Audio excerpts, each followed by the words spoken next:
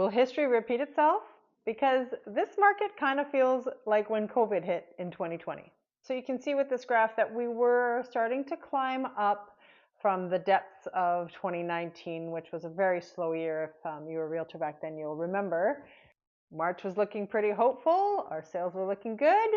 And then children went on spring break and didn't go back to school. April, the world shut down, and so did real estate. Nobody was going out looking at homes. Sellers were taking their properties off the market, so sales plummeted. Then came summer, and the COVID numbers went down. People started feeling kind of better about the situation. And by October, we were all kind of getting used to this new norm, and interest rates were becoming quite interesting. But then sales fell again in January because our COVID numbers went up, but they hadn't sloped down to the numbers they were back in 2020 or 2019 even.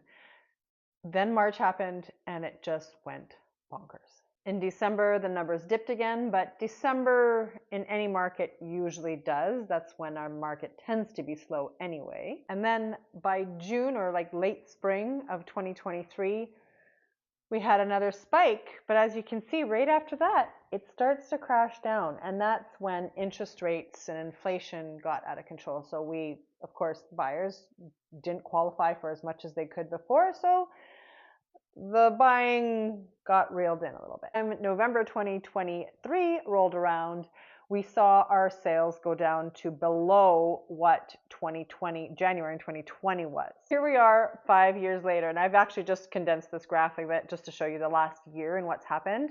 And we are below what we were sales-wise last year. But if you look at the number, we are exactly at the same sales number as we were in April of 2020 when the world shut down. So what's the common thread here? Well, it's uncertainty. It's the fact that we don't know what Trump's going to do next, what's going to happen with our own prime minister, with the tariffs, et cetera, if people are going to have jobs.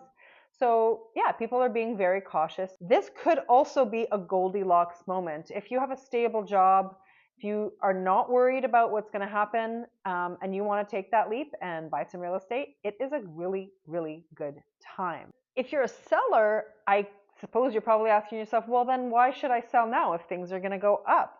Well, don't. If you're downsizing, you know what? Hold on to your property or sell your property and then maybe buy some stock because the stock market's down right now.